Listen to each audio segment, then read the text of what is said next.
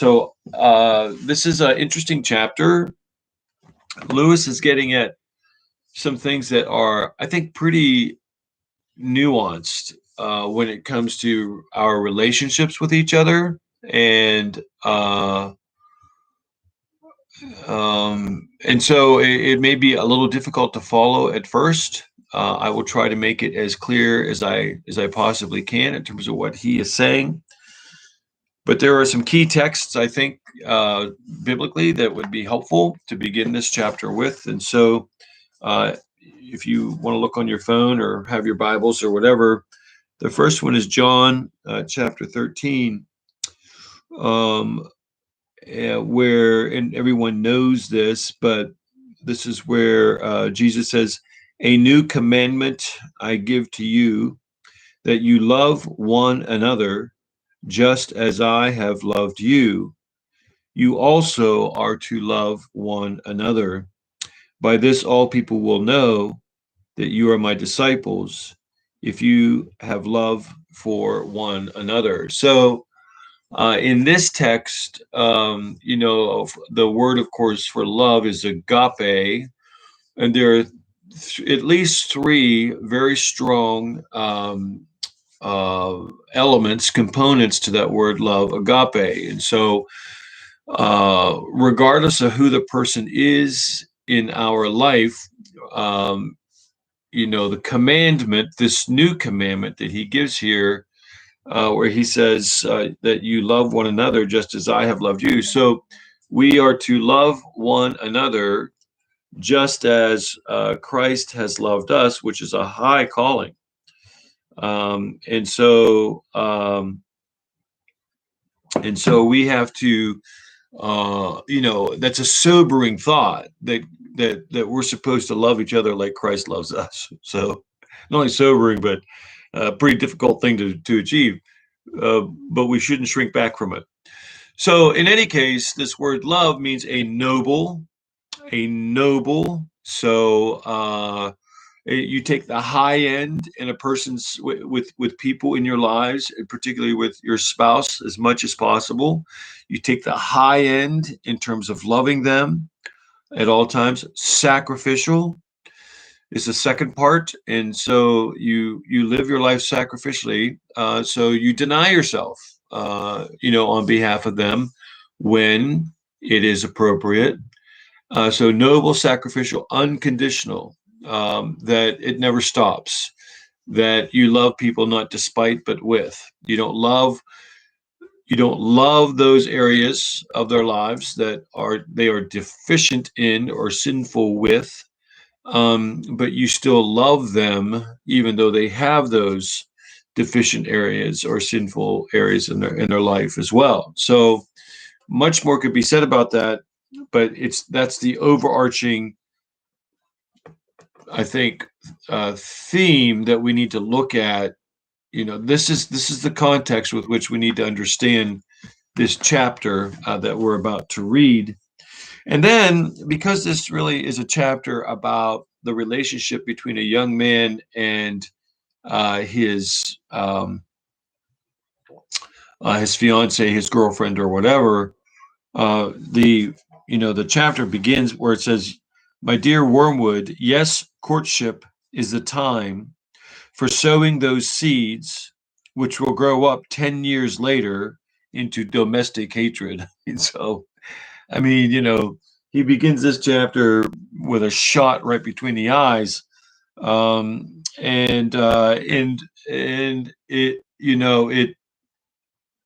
it's a little stunning. I mean, for somebody who's new to being in love, this is a sobering thought, right?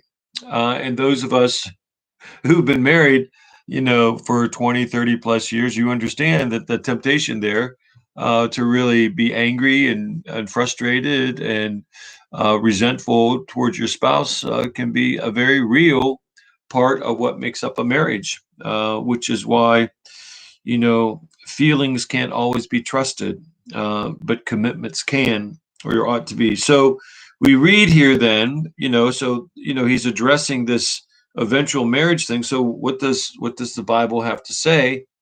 about marriage and about between a husband and a wife. So we read here in Ephesians chapter 5, beginning with verse 25, where it says, "Husbands, love." So the very first part here is, "Husbands, love your wives as Christ loves the church."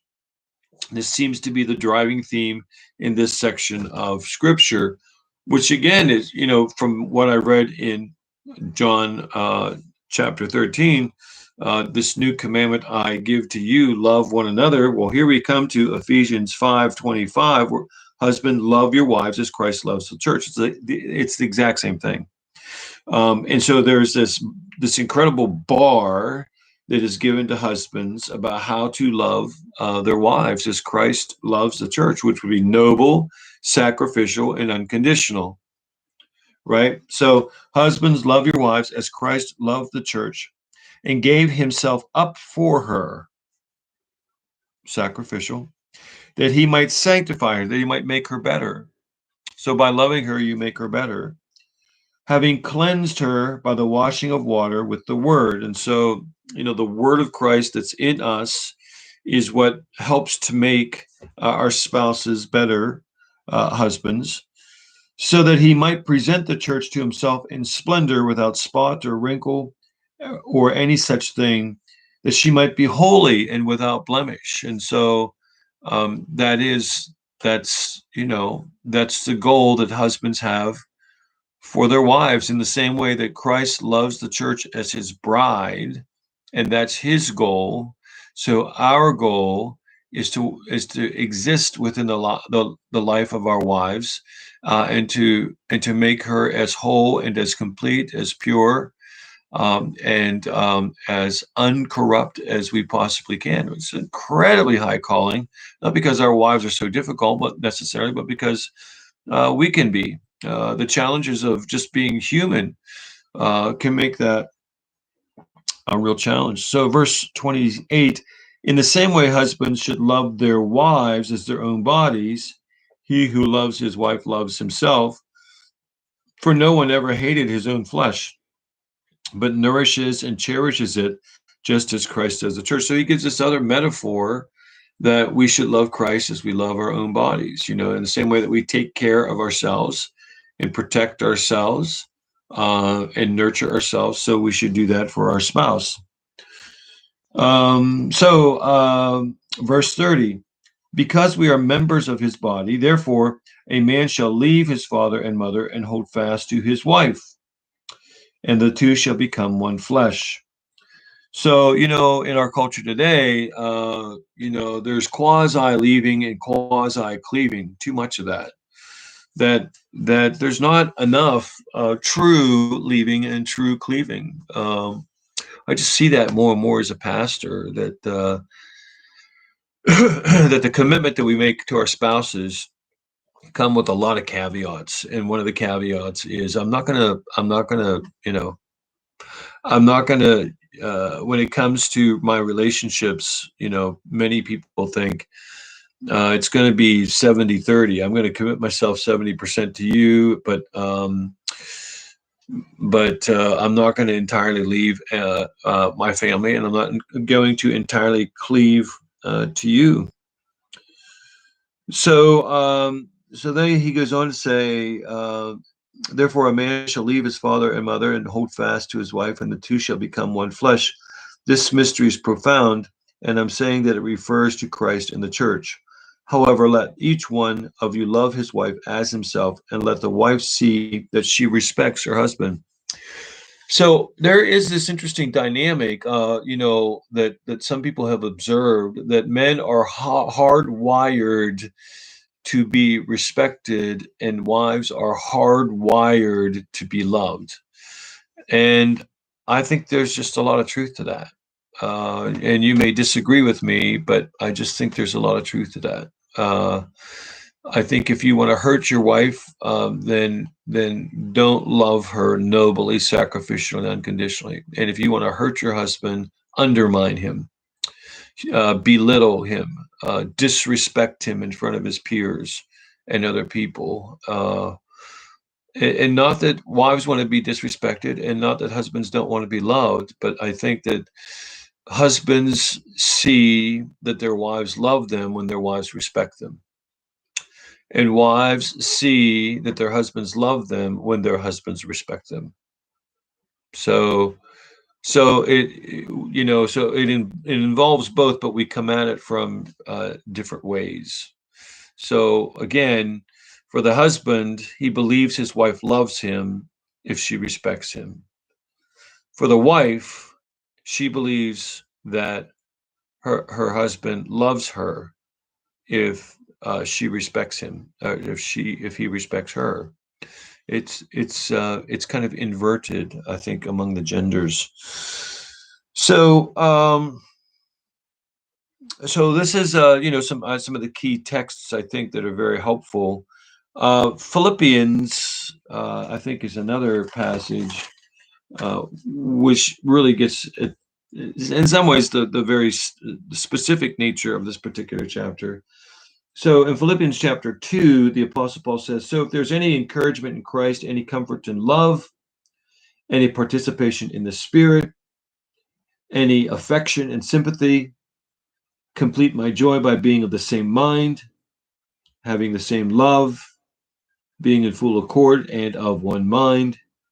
Do nothing from selfish ambition or conceit, but in humility count others more significant than yourselves. Let each of you look not only to his own interests, but to the interests of others." And so the Apostle Paul is intending that for the church by and large, but you can see the application to the relationship between a husband and wife as well, right? I mean, imagine if in our relationships with each other, if we were all like that, right? So now let's go to chapter 26 and start unpacking it. My dear Wormwood, yes, courtship is the time for sowing those seeds which will grow up 10 years later into domestic hatred. So I actually sent this copy of this chapter to a couple that I know are getting married because in the marriage counseling stuff we we cover sort of things like this, and it was just so ironic that this is the chapter that I'm doing this morning.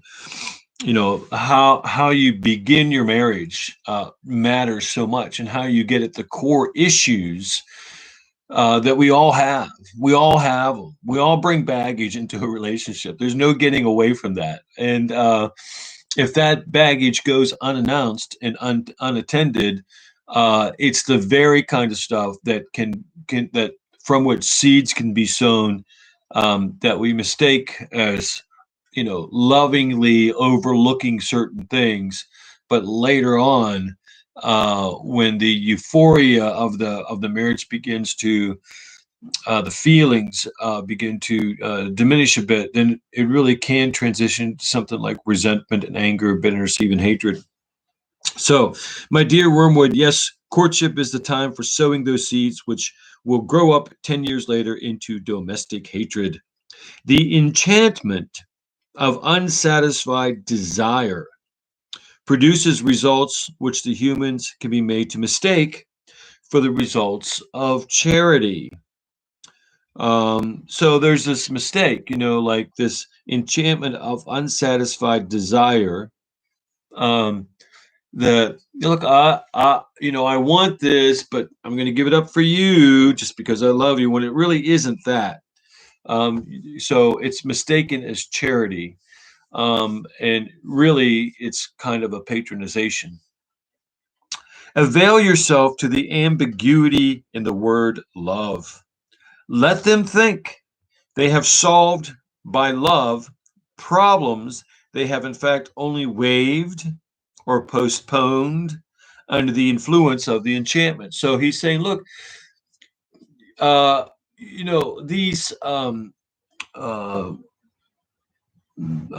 feelings, what's the word I'm looking for, where like the passion that comes with a relationship early on, can cover over important issues really that should be discussed and talked about and shared and processed and all those kinds of things. And when in reality, you're actually loving the person more by being honest and trying to find a way to address those things which are disturbing or frustrating to you.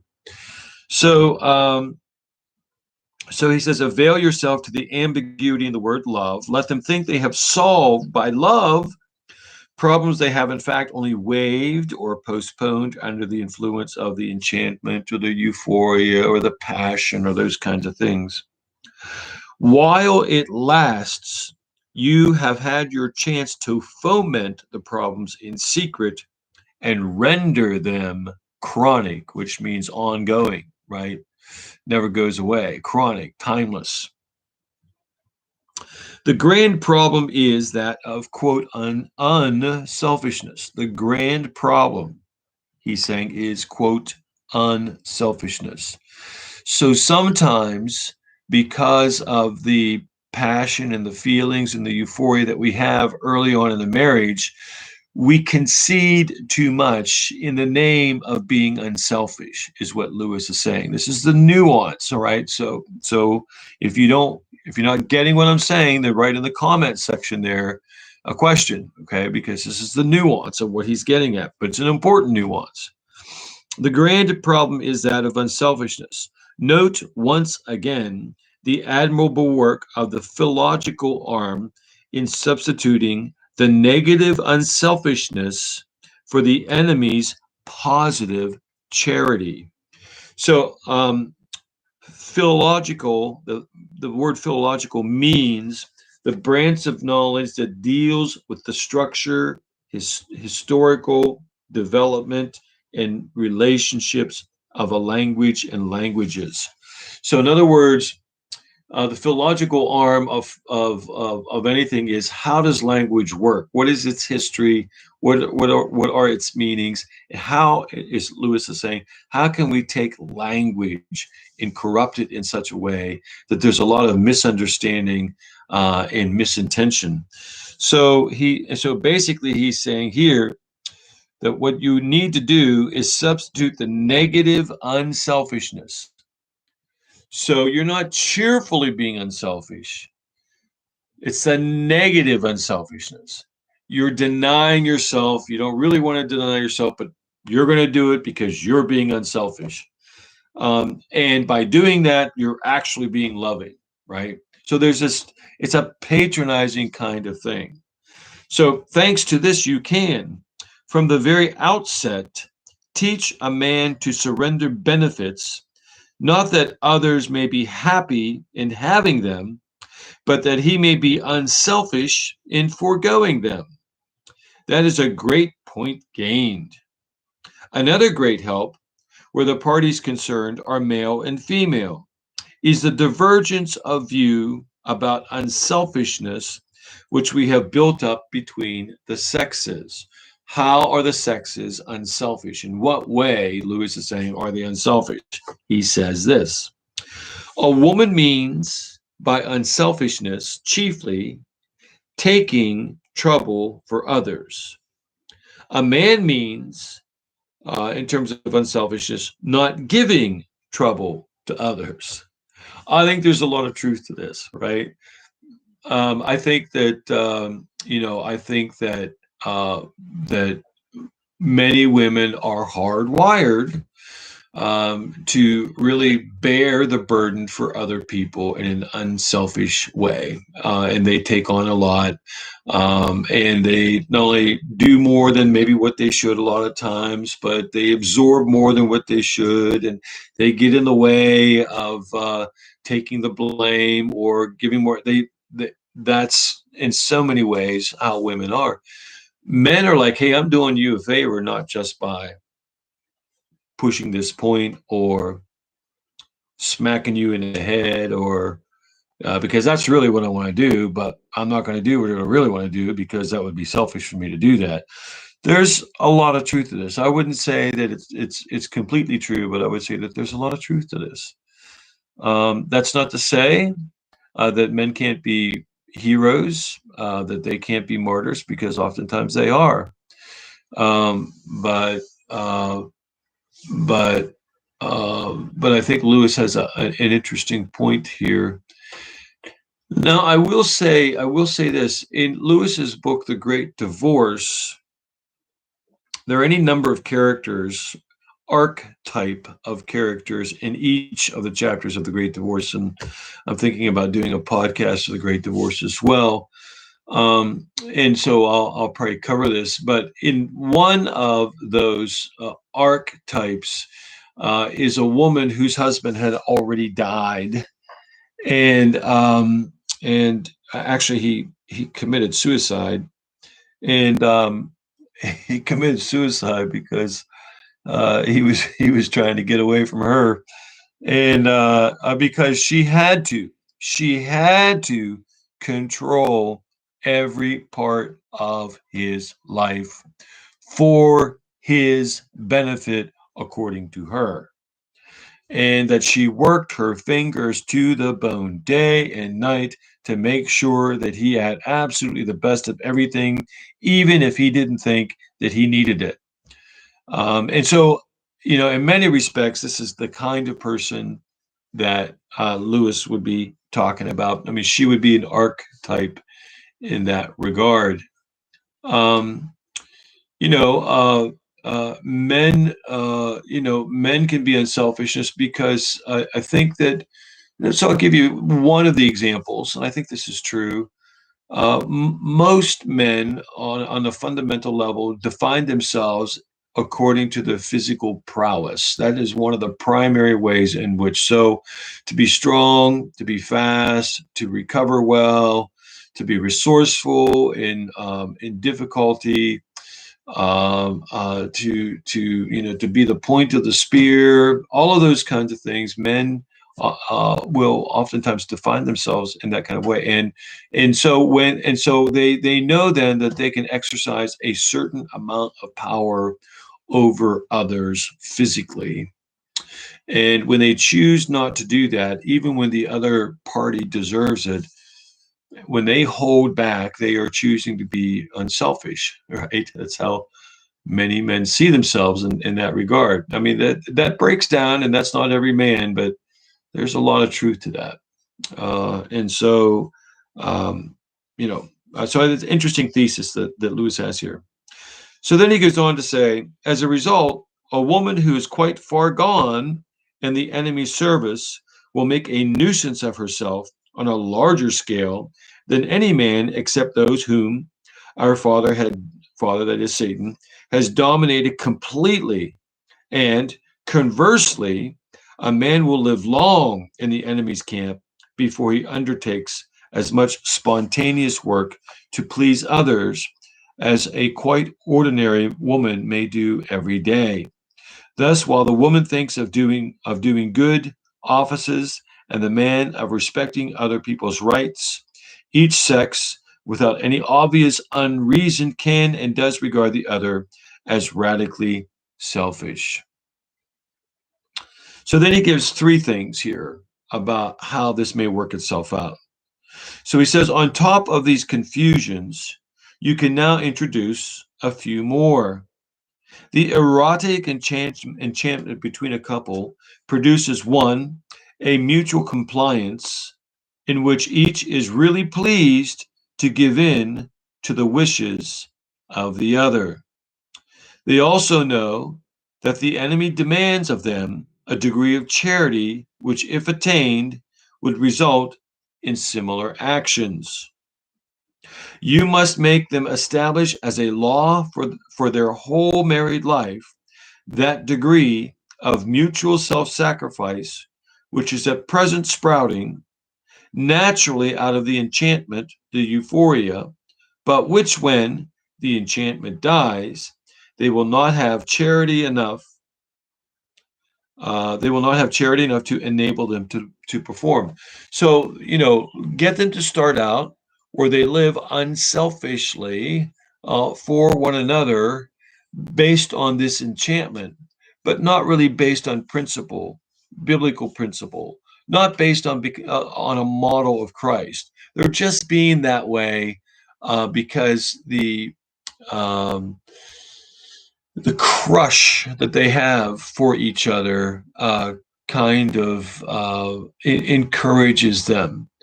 But once that crush, that enchantment, that euphoria dies away, there's really no principle behind it other than what they had.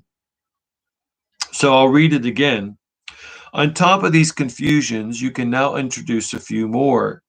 The erotic enchantment produces a mutual compliance in which each is really pleased to give in to the wishes of the other. Well, sure, honey, I'm glad to do that.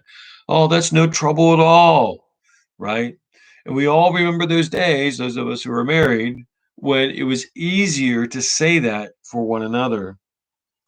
They also know that the enemy demands of them a degree of charity. Like God wants us to be this way, which, if attained, would result in similar actions.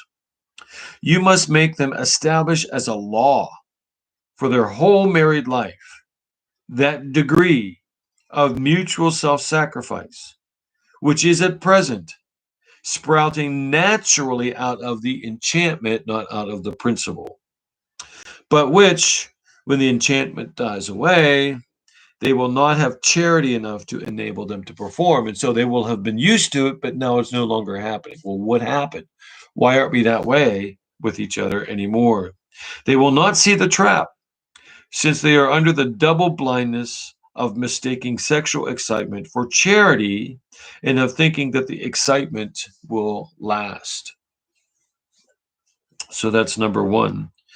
Number two, when once a sort of official, legal, or nominal unselfishness has been established as a rule, we will always be this way because we love each other, a rule for the keeping of which their emotional resources have died away,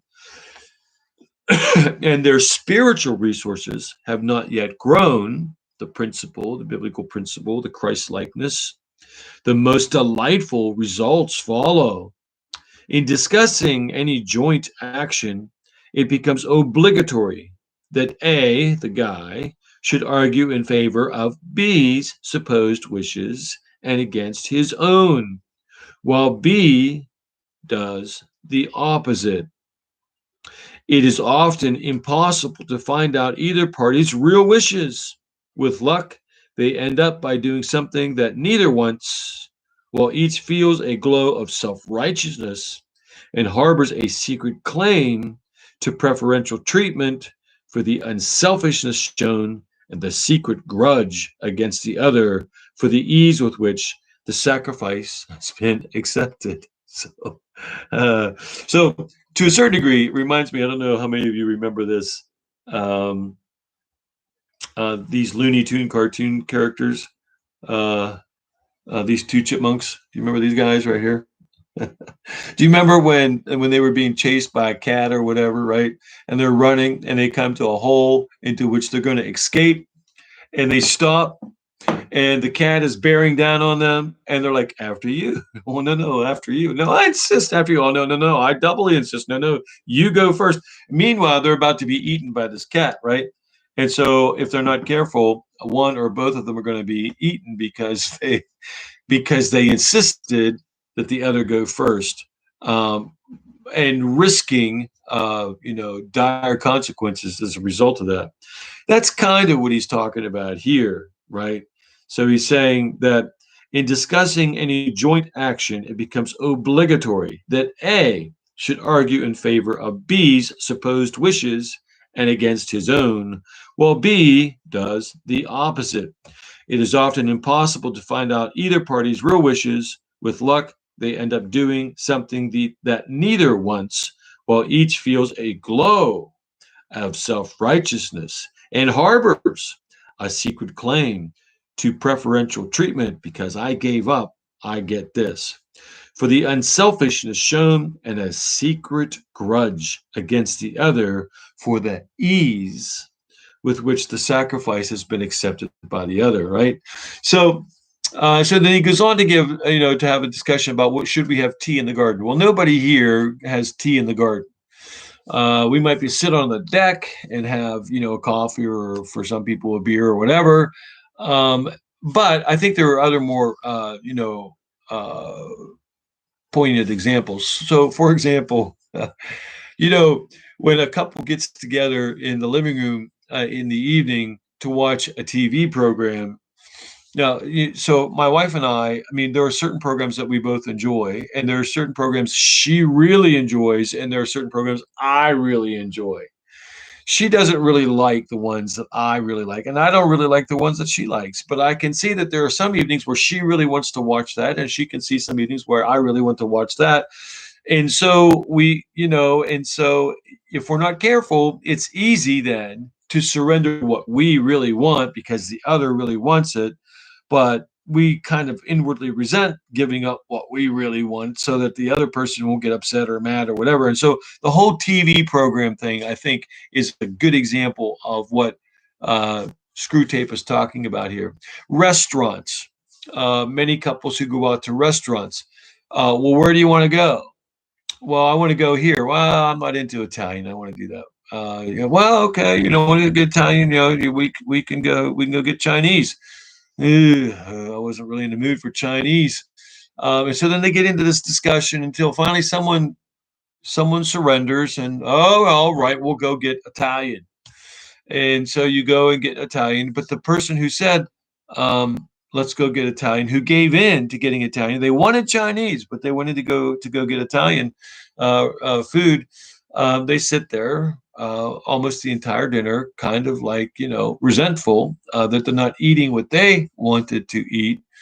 Um, and then resentful even more that the other person, uh, is at peace with the fact that they got what they wanted and the other spouse didn't get what they wanted. And so there's a kind of grudge. So I think those are two more current examples of what Lewis is talking about here in that regard. Um, so then he goes on to say, later on, you can venture into, this is number 3, what may be called the generous conflict illusion. This game is best played when more than 2 players in a family with grown-up children, for example, something quite trivial. So this is really the tea in the garden kind of example, I guess, is what he's saying. And so, so per my examples of the, the restaurants and the TV programs. Maybe it would be helpful for me to go back over just real quick. So the first one is that to establish as a law that they will always be selfless to each other when they are early on in their marriage, when there's this euphoria, so that the euphoria is there, that law is there, but the spiritual maturity to maintain it after so long is not there, and so it descends and corrupts into something else. Number one. Number two, get them to argue on behalf of the other person, while secretly maintaining a grudge that they are arguing on behalf of the other person. And number three, this generous conflict illusion. It's where they're trying to be generous. It's the 2 chipmunk thing that I was talking about, where they're trying to be generous with each other, but really resenting about being generous with each other in that regard. So going on then, he says, soon someone is saying, very well then, I won't have any tea at all, and a real quarrel issues with bitter resentment on both sides. You can see how it is done. If each side had been frankly contending for its own real wish, they would have all kept within the bounds of reason and courtesy.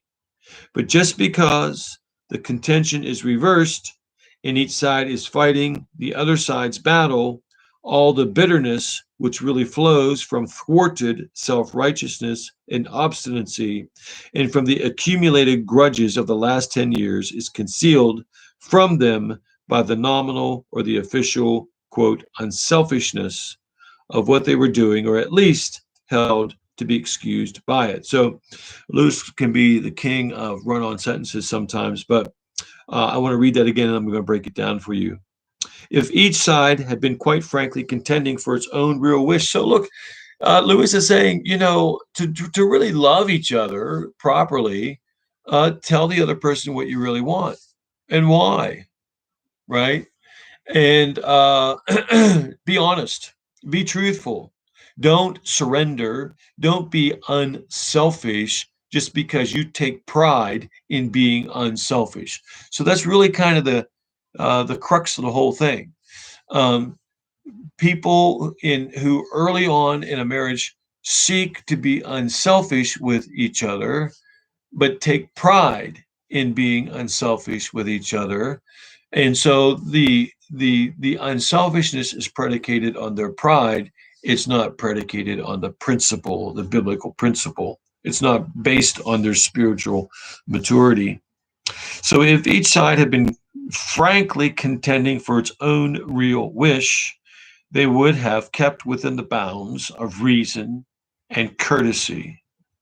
But just because the contention is reversed and each side is fighting insincerely for the other side's battle, all the bitterness which really flows from thwarted self-righteousness and obstinacy and from the accumulated grudges of the last 10 years is concealed from them by the nominal or official. And so they can't really see that they're resentful or angry or bitter because their commitment to, quote, unselfishness hides it from them. So he goes on to say, each side is indeed quite alive to the cheap quality of the adversary's unselfishness and of the false position to which he's trying to force them. So he's saying, look, each side is quite alive. They are aware of how God wants them to be, but they don't get it. But each manages to feel blameless and ill-used itself with no more dishonesty than comes natural to a human. Then he goes on to, and he quotes some interesting things here. He says, a sensible human once said, if people knew how much ill feeling unselfishness occasions, it would not be so often recommended from the pulpit.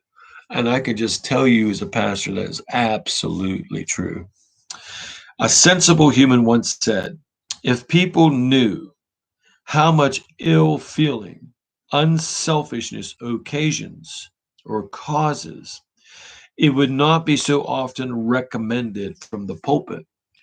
So, you get into this thing, and I'm writing something down here because I don't want to forget it. You get into motivation here. And the idea is, like, as a pastor, when I ask somebody to do something at the church, I don't want them to do that out of a sense of obligation or to patronize. I want them to do it because they want to do it. I want them to serve in that way because it gives them joy to serve in that way. And if I feel as if it is frustrating to them, or that it's too much of an inconvenience, I'd rather they not do it. I'd rather it not get done, because I have seen too many times where they would go ahead and do it, but they were resentful about doing it. And I've just heard over the years, not just our church at all. I mean, our church for the most part is great, and I'm saying that sincerely and truly. But I've heard so many times in other churches, other colleagues, and places like that, where other parishioners have been honest with me about their relationship with their pastor or their church, and how put upon they feel because they've been asked to do something, and it was a frustrating thing that made them angry. They did it, but they did it resentfully. And actually, Jesus talks about that, doesn't he? I mean, he talks about, there's a person that says, where a father or a master says, I want you to do this. And the son looks at him and says, okay, I'm glad to do it, and leaves, and he never does it. And then there's another person who, says, the father master says, another son says to them, I want you to do this. And he says, no. But then after thinking about it, he goes back and he does it.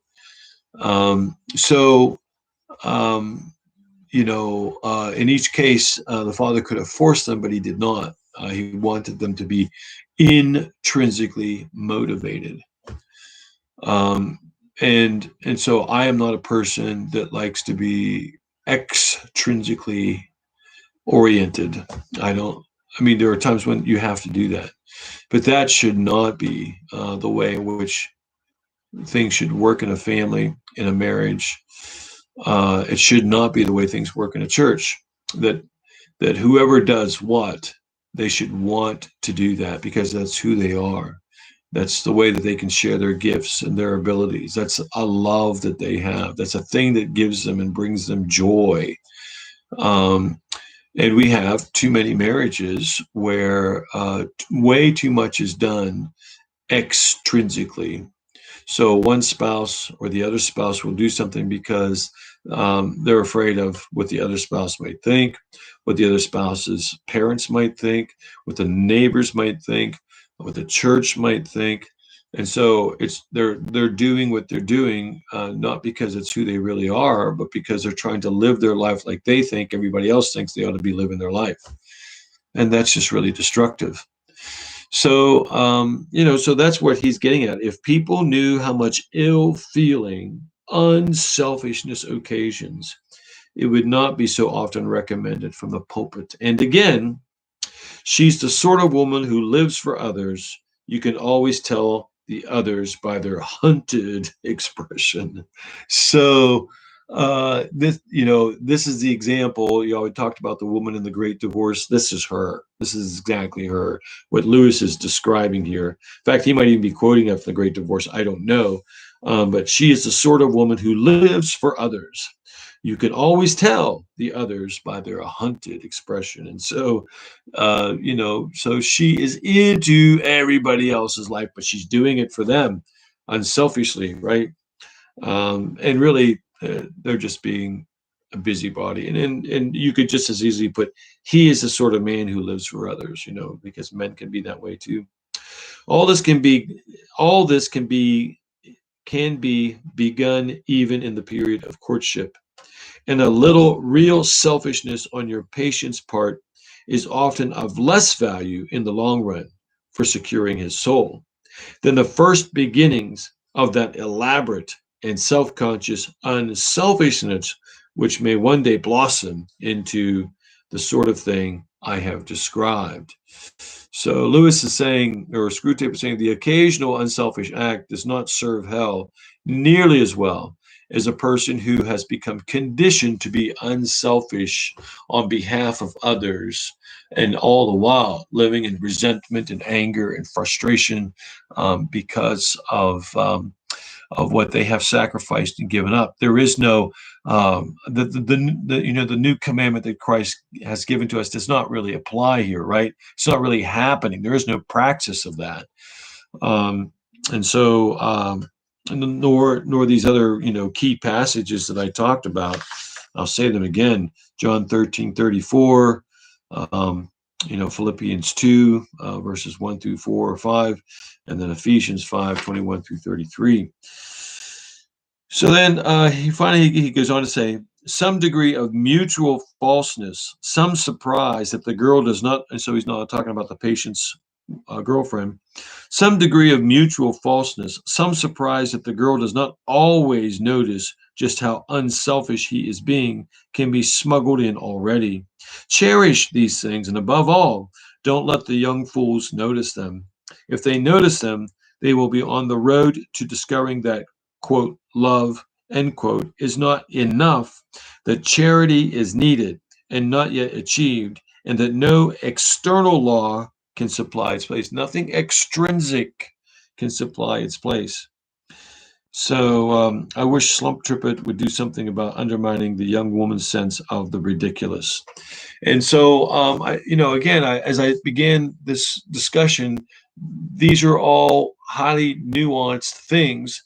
These are the way in which, in the Songs of Solomon, says the little foxes are the ones that destroy the grapevines. These are little foxes. These are things that um, that are oftentimes difficult to spot in our lives, but they play a really dominant role in the lives. So think about all of the things that you overlooked when you were first married. If you could think back that far, it's hard to think back that far for me, but think about all of the things that you overlooked, that were not as much of a big deal. They were hills that you were not going to die on, but later on, they worked themselves into. So, think about, for example, how either spouse may have uh, been a little too cozy with their family members, and so sometimes you found them putting their family before you or before your family, and so it's not a big deal. I'm just going to let it go. But later on, it really does become a problem, right? Think about hobbies, or former ways of life, or of living. I mean, the list really can be quite endless. And so, how did those things that you overlooked because you were being unselfish then, because you were so much in love, but later on, there wasn't the spiritual maturity to maintain a healthy sense of unselfishness. And so, as a result of that, it really became an issue, and a way of being divisive. And so, there was residual and foundational resentment and bitterness and anger over certain things. So that's what he's getting at here. And I think identifying those things can go a long way in helping our relationships with each other, especially if you're younger and in your marriage, or younger in terms of thinking about getting married, or whatever, those kinds of things. So hope this has been helpful to you. We are quickly approaching the end here. And so I think that, let's see, we have three more chapters before the end. No, we have four more chapters. So this week and next week, and then we will conclude this book. And at some point, I'm going to pick up The Great Divorce and do that. For those of you who might be listening later, remember our Thursday night, we have our Tenebrae service at our church. Thursday evening, we have our Easter egg hunt, 1 o'clock on Saturday, and then we have the Resurrection Sunday, which is a great Sunday. And so hopefully see you all there. And thank you for joining me this morning. Feel free to share this with others, and hope that you've been blessed by it. Thanks. Take care. Bye-bye.